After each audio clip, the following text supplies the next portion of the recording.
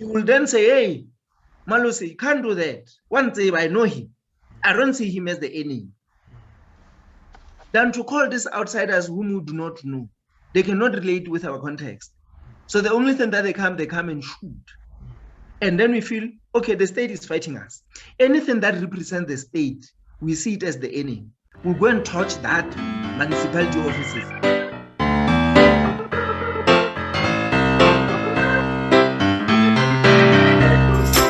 Good morning, Prof again. So I don't know how I should refer to you. Should you prefer Prof Langa? I see you didn't put that on the book. No, Malose is fine. Malose is fine, right? But thank you for the opportunity. So my name is Thabang Tlaka, and today I'll be talking to a wonderful guest, an author of this book called Becoming Men. That's actually how I got to know of you. I know you've done some work for the Center for the Study of Violence and Reconciliation. I know you've done some work for Wits University. But for those who don't know you, how do you introduce yourself? Just professionally and just as a man who lives in South Africa. Hi, thanks very much, Thabang, for the invitation to be part of this conversation. I'm Malose Langa, an associate professor at the University of Witwatersrand, popularly known as Wits University, in the psychology department. I'm also an associate researcher at the Center for Study of Violence and Reconciliation, where I do a lot of work around causes and ways in which violence could be prevented in South Africa.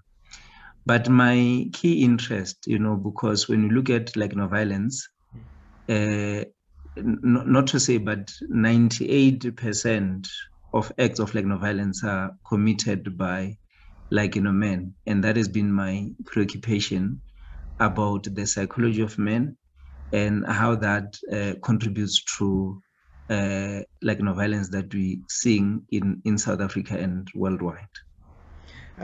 Thank you very much. Quite accomplished, and I suppose when you ended with worldwide, I was just thinking about what are your thoughts this morning about what's happening in Afghanistan with the Taliban and all that. I think President Biden just said that they are not going to help them if they are not willing to fight for themselves. So what I'm trying to ask is, should people be, what are your thoughts on what's going on, and should people be willing to fight at some point, engage in some violence to protect oneself? Obviously, I mean, what is happening in Afghanistan and many other countries where there is violence. I mean, a lot has been written to say where people feel that there is an injustice. There's a sense of we are not being heard. People are feeling marginalized. That becomes a recipe for violence in any other country, irrespective of race, irrespective of ethnicity, because there's something about humanity which represents us as human beings. We want to live in a fair, just world. So where people feel there is an injustice, there is an unfairness, it breeds an insurgency that may emerge as rebel groups or Taliban or Boko Haram or the one in Somalia, Al-Shabaab, and many other rebel groups that one can mention from Colombia. You can go to El Salvador, you can go to Peru, you can go almost everywhere where there's a violence that is taking place. And at times this violence gets organized along ethnic lines, religious lines, But at the heart of it, if you're to sort of like analyze it in terms of its like cause, there's always a common denominator, and that is that of feeling unheard and marginalized. So violence is something that gets sort of bred in certain sort of like communities. It's not like people like wake up and then decide to take arms and go and sort of like attack like other people, because also if you were to think about killing like another person, how do you live with the fact that I can see someone dying in front of me? It does like say something about the perpetrator, and also how the perpetrator sees the victim. Thank you very much, for that point. I mean, you mentioned a few things. I think one of them is this sense of injustice.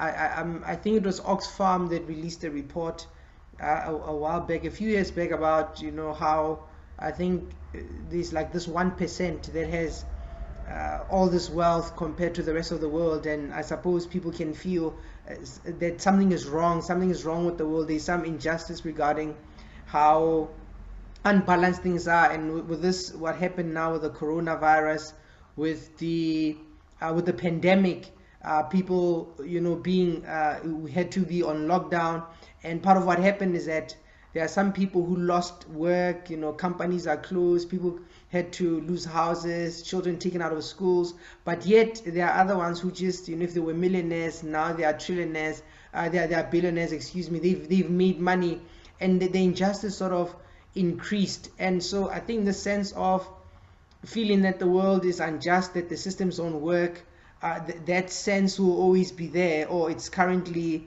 heightened. And what are your thoughts regarding that? What's happening with the lockdowns, coronavirus, with also what happened in South Africa? Do you think that also played into what we saw a few weeks ago in terms of the looting, the unrest that occurred?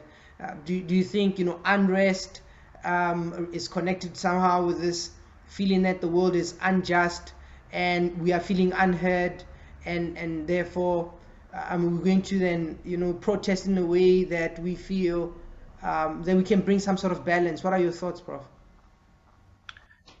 Yeah, look, I mean, I think it is clear we are living in an unjust world, in an unequal world, where of course, I mean, the rich are getting richer and the poor are getting poorer. And what COVID-19 has sort of like shown as a global pandemic, it clearly amplified this inequality.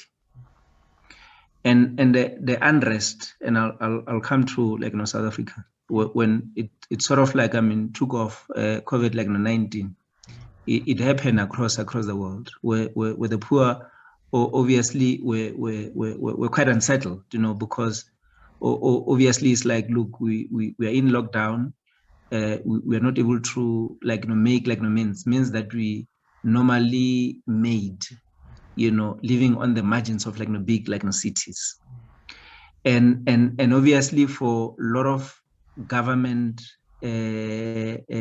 sort of entities, they had to rely on the police, I guess, to enforce some of the lockdown regulations. And we've seen a pushback. In the UK, there've been protests of communities against lockdown regulations. In France, we've seen them. So obviously, when you come to South Africa, and slowly it becomes quite interesting, even how we started our conversation earlier, where you made a reference to sort of Taliban. So I'm a runner. I run every day in the morning. So as we're running with my mates earlier at around sort of 5, someone sort of commented. So basically, you can see we're living in a global village, and South Africa cannot then be seen in isolation. Of course, there'll be contextual sort of differences, but we're part of the global sort of village. So when you think about the unrest in South Africa, I think it would be sort of incorrect, to limit the unrest to the lockdown, regulations.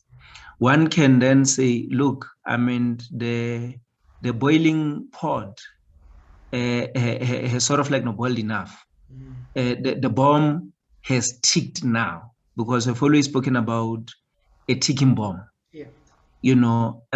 Given the inequalities that we sort of come to normalize, in South Africa.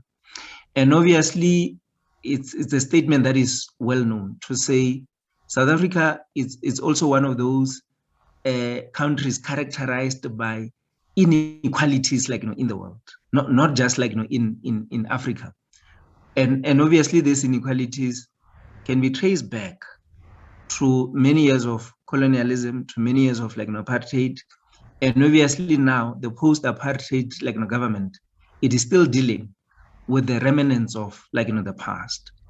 But of course, I mean, some of the promises that were sort of made, because I've done a lot of research in communities about the so-called service delivery protest, and I term them that so-called service delivery protest, and there obviously in this report entitled "The Smoke That Calls," and in fact a lot of people were asking me about that title, "The Smoke That Calls." That is the title of the report, and we're sitting with this chap somewhere in Mpumalanga, a remote rural area.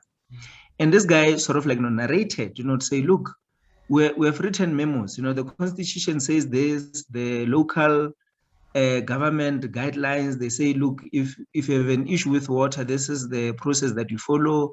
If there's an issue about the demarcation, if you don't have access to electricity, these are the process that you need to follow. And they are used a lot of documents to say, we've written to the minister of this and this, minister of this and this. We have gone far as the public protector, but nothing has happened. So they will see by the smoke that we are calling them. And then he said, look, after the protest, within few hours, we had the ear of the president. Within few hours, we had the ear of the premier. So they will see by the smoke that we are calling them. Yeah. Okay. And for me, I mean and I've always used this, and it was an ordinary person in an interview with me, to say, and now we see it everywhere, that is through the smoke that calls. And we've seen the smoke that called the South Africans in the last sort of 2 weeks with what is termed the unrest. Okay. And obviously, I always question even our definition of violence, to say, how do we define sort of violence? Okay. And normally, how we define violence, it is when an act of a head sort of happens. Someone stabs someone punches someone destroys a public property, someone burns a tire, and it is the violence that we can sort of see. And often that's how we define sort of violence. And when you look at that, and then you read Johan Galtung sort of definition of violence, he says that's how violence has always been sort of understood. But what is sort of missing, and which is something that I want to sort of read, where he talks about the psychology of violence, and he gives a very interesting sort of example, to say, once upon a time, if someone had died of, let's say, of TB, we'll then sort of understand, because there were few medical resources available for such person. Okay, it will be very understandable, to say it's a condition where we don't have resources. But if now a person dies of an illness that can be preventable, the reason this person is dying of this illness is because a person goes to the clinic and is not being given an attention that he or she deserves. Okay, the life at ECD Mani is a classic example of that, where people go to all these public facilities hoping to get some medical assistance. Okay. And obviously they go there, there is no medication. Why there is no medication? A tender has been issued and given to an elite. And obviously this elite has not delivered the medication. So this person is not able to get the medication. And as a result, the person dies. Does that count as violence? Obviously, in our common understanding of how we define violence, that does not sort of count. So Galtung then unpacks this, to say, in fact, that is the violence that we should be sort of talking about. Okay, the violence that is invincible, the violence that you and I cannot sort of see daily. The one that we are quick to see is the one that is sort of public. Yeah. And in fact, the people that become more scared of that violence, it is the rich. It is not the poor. It is the rich that get into a panic, and hence quickly you want us to donate and have all this make me feel good sort of campaigns, because then we're confronted with something that is quite uncomfortable. To say, can people live in squalors? If now Thabang E were to ask you right now and quickly that today it is the 17th, okay? Yesterday it was the 16th of August. There's this amnesia as we speak right now. Maybe it's how you and I should have started the conversation to say, how do you remember the Marikana incident? Yeah. It has gone out of the public sort of it is sort of forgotten. But at that time, and in fact, in all these topics, I've done a lot of work where I've even gone, about things that were done, even with all this coming. So I've not even went into the definition that I wanted to sort of read, and I'm not sure if our time sort of allows in. But basically, Galtung says our understanding of violence is very flawed. Yeah, I think, Prof, the definition violence, I think it's an important point that you point out. I myself, I won't mention any names. I have been working at some facility. I've been doing some work there, and so it's a clinic. They moved us because they wanted to extend the clinic, so we were working in tents for some time, and then the clinic was built. The clinic is done. The clinic has been completed for about, I think it's 2 years now, but it's not open, and we are working in tents. And because there's some issue about the municipality, but some political debate about who should be responsible for paying for the water. But in all this, the community is suffering. And actually, at some point, the community members decided even the staff, we are not going to work in this facility, in the tents anymore. We are going to spread ourselves until this new clinic is open. So this idea that when the powers that be don't listen, we will burn something, we will protest, and then they will respond. And my question, if you could go a little bit deeper about that, is, so we know that it works, that if something is burnt, something is destroyed, then there is some sort of response.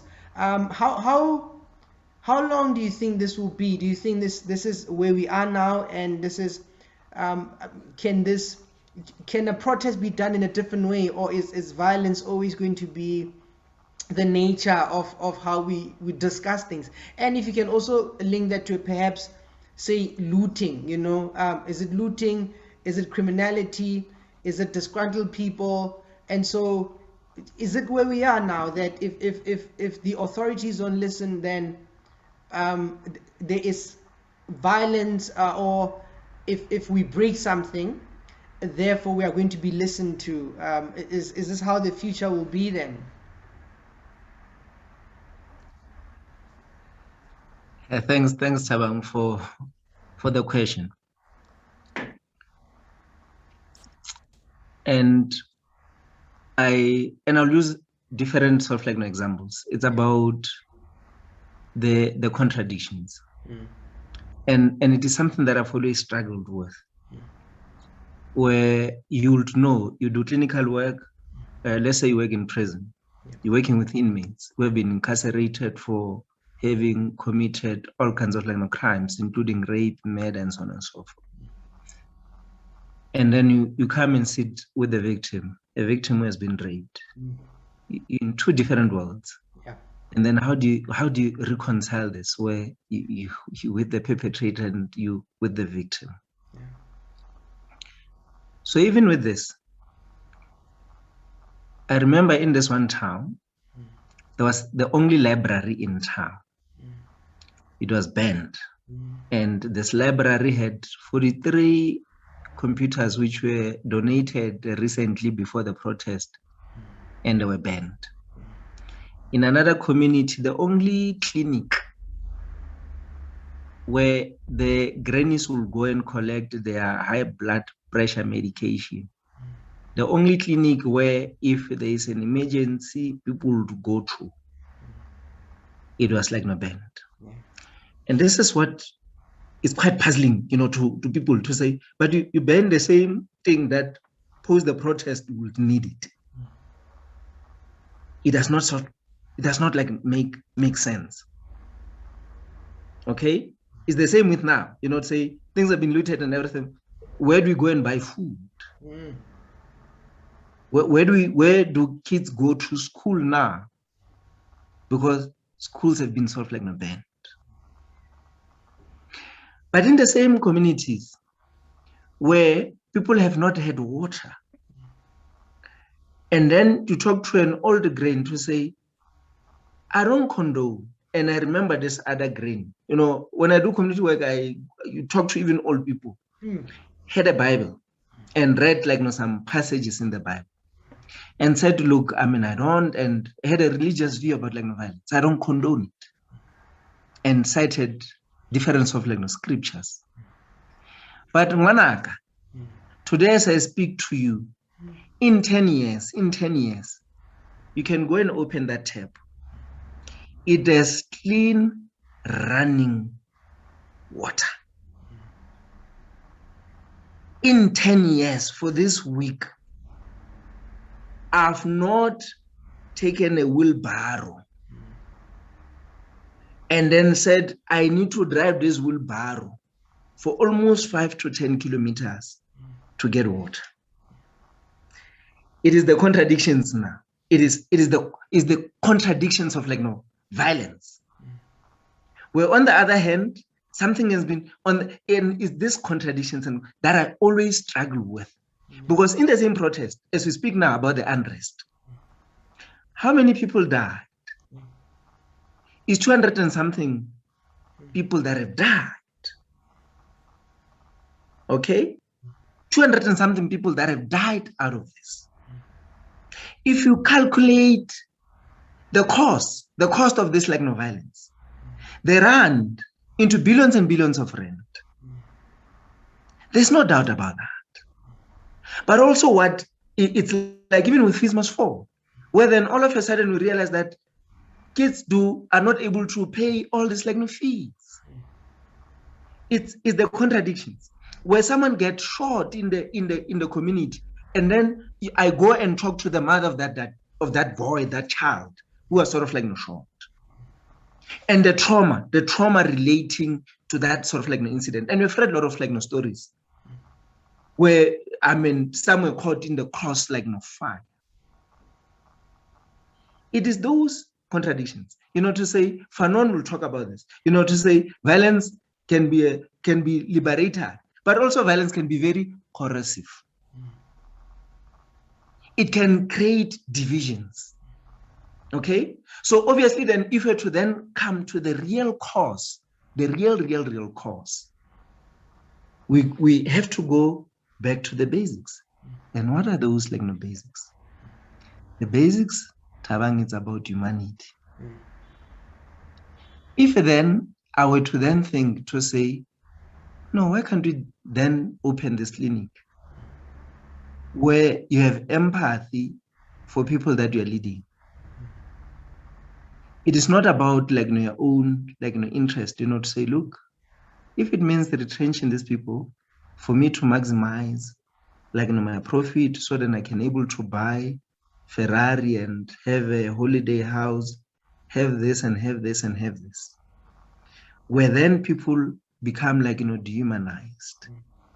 And obviously, if you are dehumanized, psychologically speaking, Thabang, you and I will agree on this. And I've said this on a number of occasions. You become a dead walking zombie. Violence that is symbolic, violence that is indirect, it dehumanizes you. It is not coincidental that many of these protests, they start over Alexandra. It's not by coincidence. Already prior them, on a daily basis, we live with rats. On a daily basis, we're living in places where you and I, Thabang, now, will not able to live there in a day. Your child and my child will not able to survive. And you know that very well. But someone's child is living in that environment. Now things are back to normal. Okay? Inverted commas. Yeah. Okay? It is out of our public face. We're no longer confronted by those images. And you let it. But I had this student and where at the traffic lights, these people that are begging and everything. Yeah. And we put hidden cameras and wanted to see how motorists sort of react. Yeah. When those people come and sort of beg. I mean, I've read so many masters but this was classic, and I'm still trying to push the students, say, write this up. You roll up your window, you look away. What is the shame? You're confronted with lack, with everything. And daily, you just can these traffic lights just open that I drive away? Now they go far as dancing, and I mean, it's humiliate yourself even more and more and more. Okay, someone can then say it's art, it's creativity and what, and but last 2 weeks, last 2 days, it was chilling, it was cold. I needed how many jerseys? So it's this contradictions and contradictions and contradictions. But we're quick in counting, I guess, the distraction of things that are quite visible. But what about the distraction of the soul? The distraction of the soul. And then I cannot be human when I have been dehumanized. It is simple as that, isn't it? Thank you very much. I mean, your reflections. You're actually, I'm feeling, I'm reflecting quite deeply by what you're saying, because I mean, I see that and I remember that, when you drive and you feel the shame and the contradictions, right? And one of the things that puzzles me is more I wonder then, I remember working, I was in a session when I started my work. I was also in a clinic somewhere, and this lady was telling me about how many they are in this RDP house, and I think there were 6 or 7 or something like that. And at that time I was starting to work, and I had this flat, I had a room, and it was a sizable flat.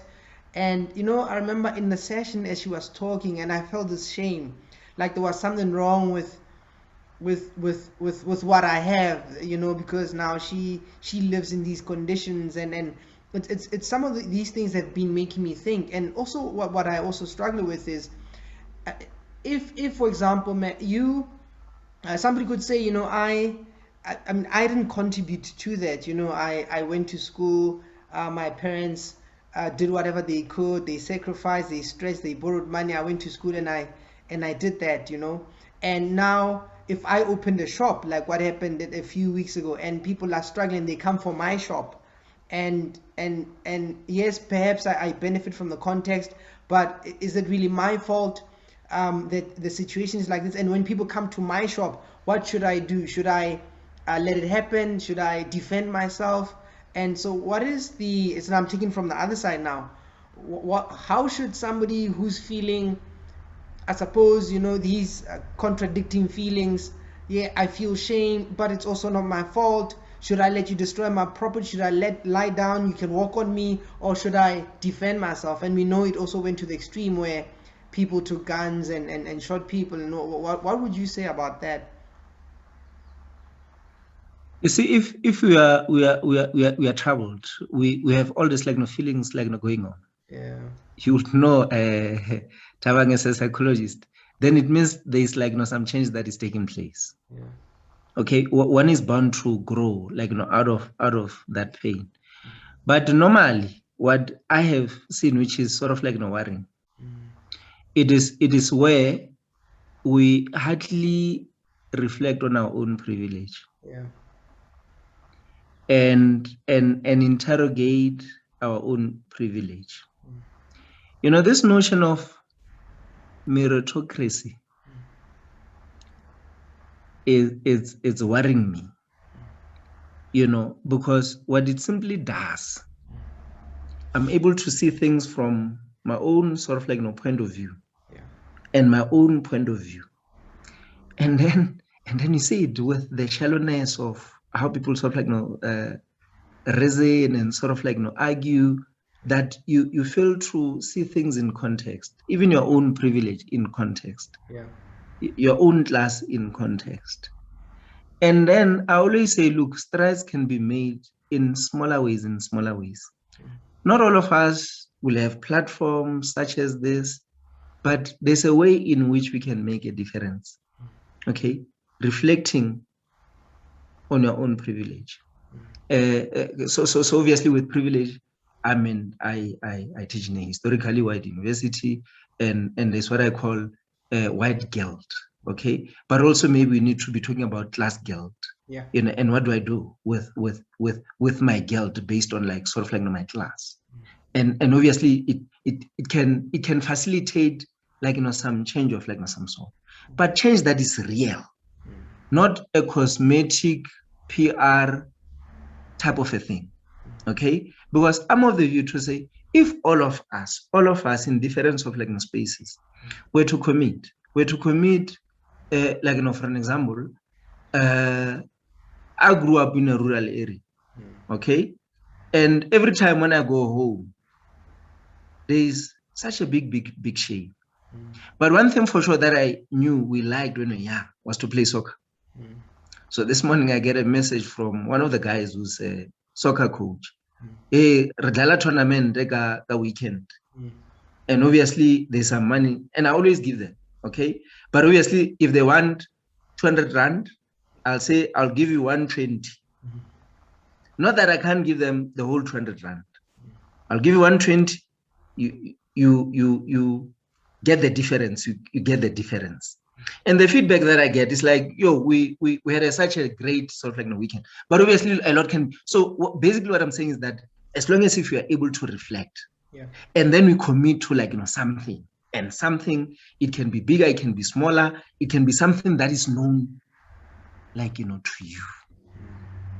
you as a person. So if all of us individually were to sort of like commit to like something,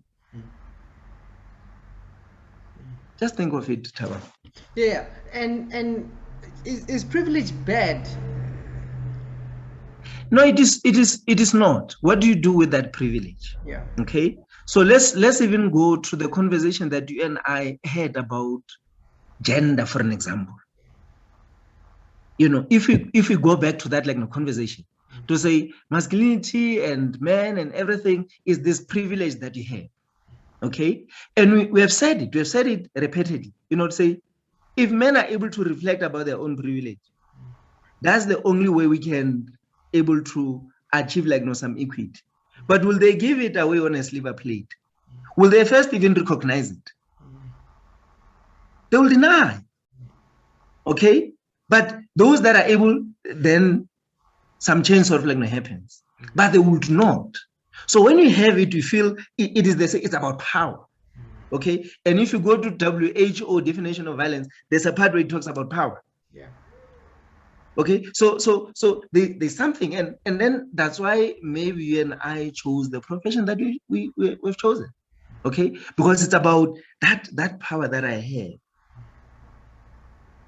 can I give it away? Can I share it with like someone? Yeah.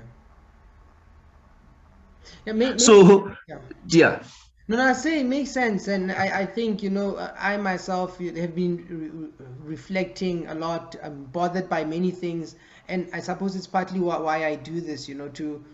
To find solutions, and there are things I try and do in my own personal space. And because of the time, what I also wanted to get your thoughts on is the police, because part of what concerns me, we talked about yesterday, it's 9 years now with Marikana. And I don't know if you've seen the play. I went to see the play at the State Theatre. And it's quite a troubling scene. Just reading the reports, watching the play, watching the documentaries, it's quite a hard thing to watch. And even with Marikana, well, there's nobody who took responsibility. But the other side of it, looking at the contradictions, if I can refer to the play. In the play, there's a song. One of the characters sings a song, and it's a police officer. He's leaving. He tells his wife, he says, "I'm leaving, my love, and I don't know if I'm going to kill somebody or if I'm going to be killed today." And part of what we are seeing is sometimes, when police also they perpetrate the crimes, but some of them also get hit and slapped and humiliated. And I'm quite concerned that there's this thing about policing. There is with protests, and how do we? I suppose now I'm also looking at solutions. I'm concerned that things might be bad, because when we looked at Marikana, they said that part of why the police were so hard on the people who were seeking fair compensations was that some of their mates were shot 2 days prior and things like that. Now we see a lot of videos of police being locked in vans, humiliated, and I'm wondering now, when we have this unjust society and the police have to intervene, do some of them not also come with the mentality that, oh, you embarrassed my colleague yesterday or a week before, you're not going to do it to me? And so where do police fit into this whole how do we calm down crowds, and how do we manage, how do we have a proper discourse that we don't lose lives? You can see it's not an easy question to ask, Yeah, no, it's quite because it's quite a difficult situation. I can see the balancing act, trying to balance things. Yeah. There's a paper that I just completed where I think I'm also engaging with this question. Yeah. Violent policing during sort of like lockdown. And obviously in it, there's a book by Andrew Fall, where basically he did interviews with police officers, trying to sort of like understand, I guess, their thinking and their mentality. But in it, which is something that I've always sort of argued. And obviously maybe I'll talk about post 1994. With what we know, Thabang, and which was revealed in Andrew Fall's book, 96% of police officers, 96% of them, all of them said they didn't want to be police officers. There's are people that completed their grade 12 matric and they have a driver's license. There's another book that I'm completing on youth and development. We're going to read someone who talks about waithood, to say, you take Erik Erikson stages of development, teenagehood, then adulthood means you get work and what, and then you're in the waithood period because there's nothing to do. Okay, so obviously I already entered a space from a point of not wanting to do this. Yeah. Okay, so already that there's a lot that you can analyze and sort of psychologize about that. I get into the system, okay, and then the system has a particular culture.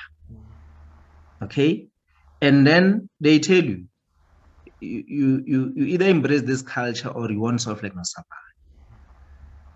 And this culture then tells you, David Bruce writes a lot on this, the training, what happens at the colleges, you know, the big brother sort of like no mentality, tigers do not cry, you cannot afford to show feelings and everything.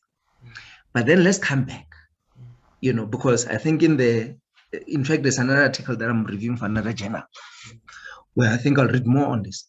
And then the male to male violence comes back. The male to male violence comes back in this way. Okay. So obviously, more often, it is very rare. I can talk about male police officers perpetrating violence against like women. Okay. But more often it's male to male. And when it is male to male, the analysis is different. There's also like something about the macho sort of like element to it.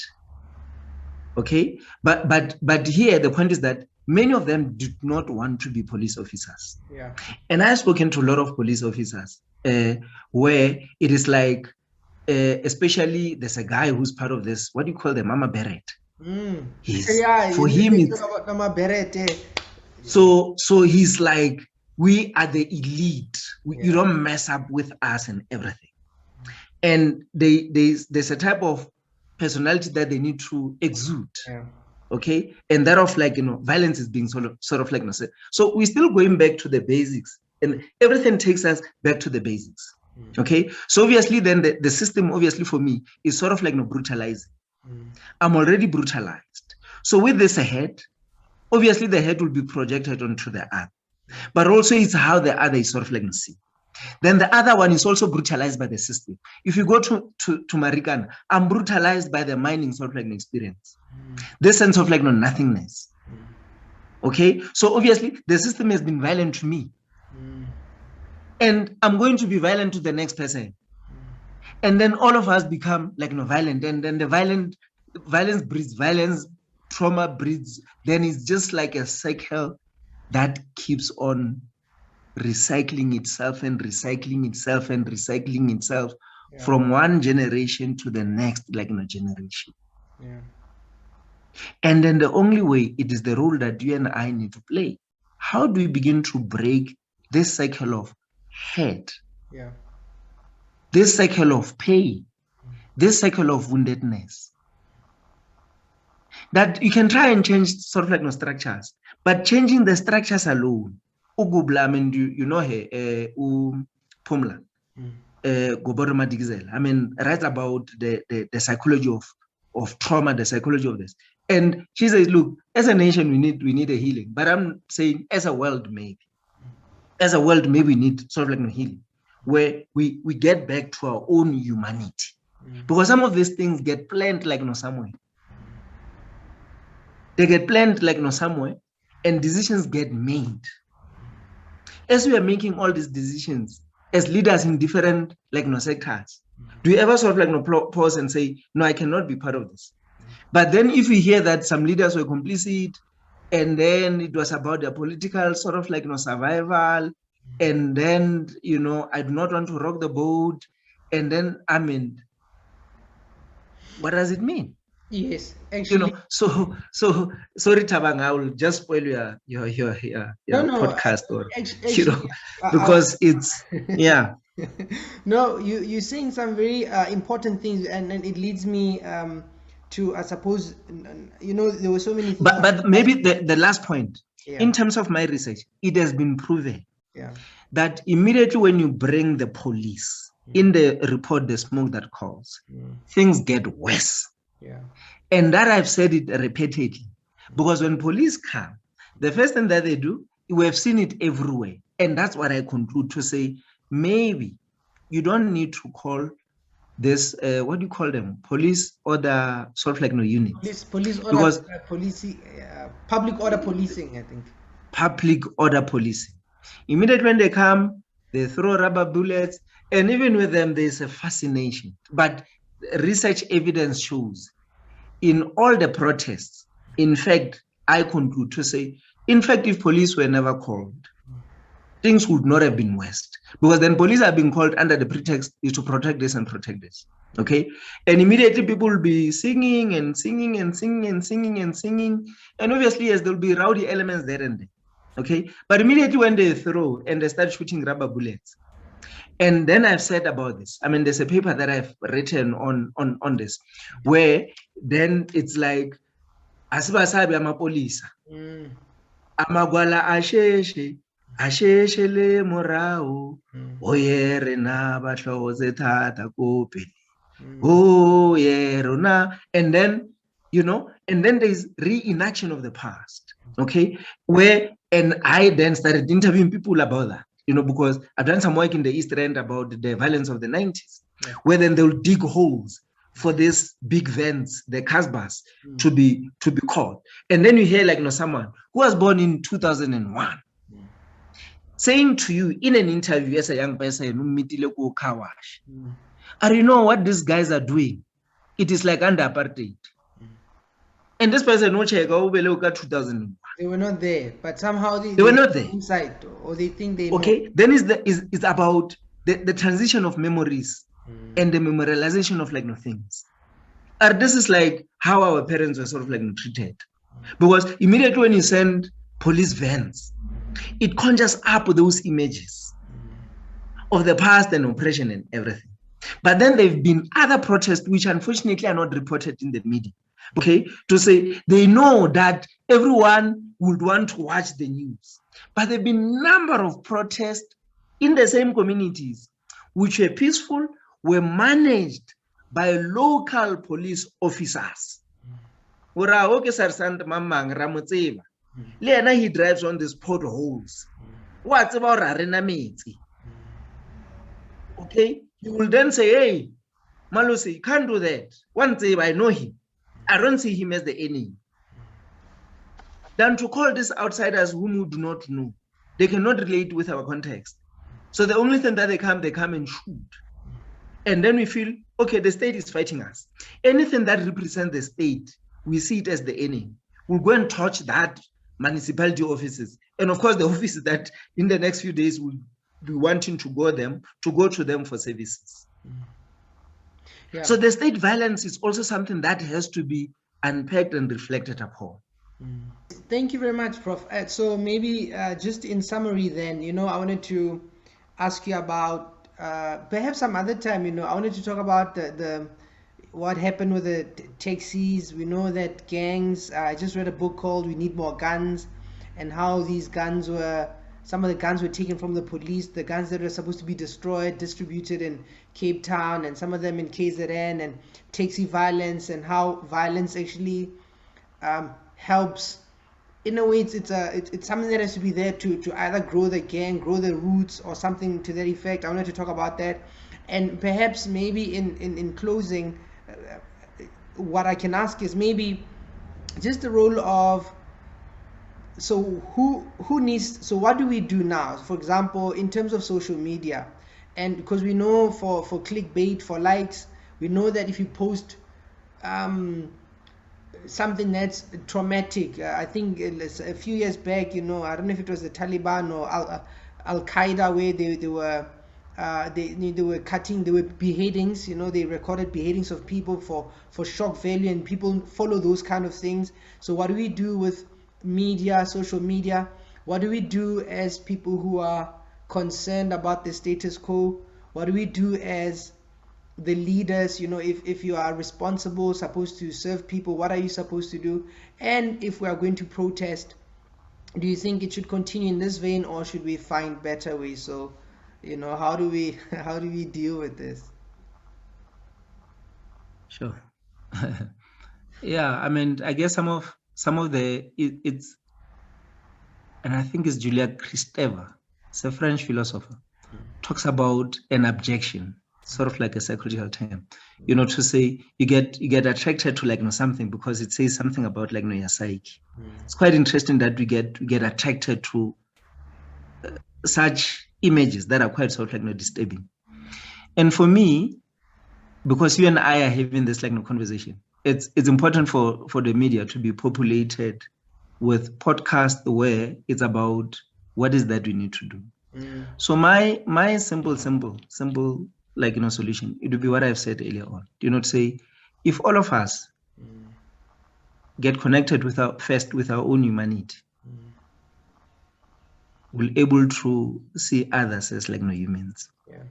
And then when we see others as like no humans, there will be, let me use psychological terms, there will be that unconditional positive regard of like no them as like no humans. And then where there's empathy, and empathy that is congruent, what I'm drawing, on those, and then there will be the material stuff and everything will then become like no secondary. But this thing of like material first and humanity later, for me, I don't think we will go very far. Yeah. I think that's a beautiful place to end it.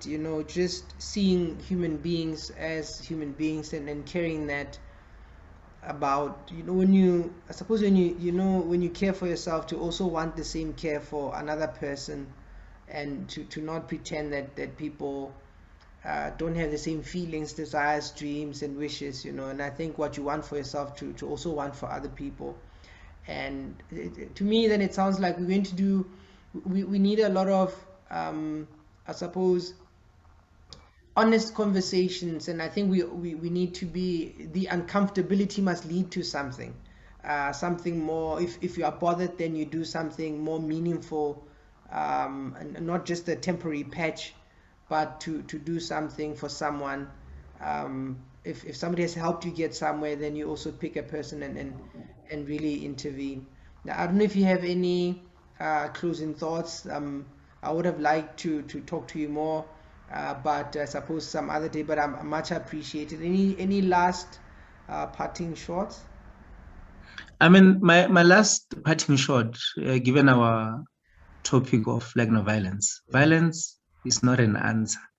Violence breeds more violence, and violence breeds trauma, and trauma breeds violence, and then you're just going to be recycling like no things. And we need to find ways of breaking this like no cycle. And I hope through this like no conversation, it will contribute to that process of breaking the cycle. And I'll be very happy, to hear the feedback that you receive, and comments that you get based on this, like, podcast. And yeah, all the best. Thank you very much.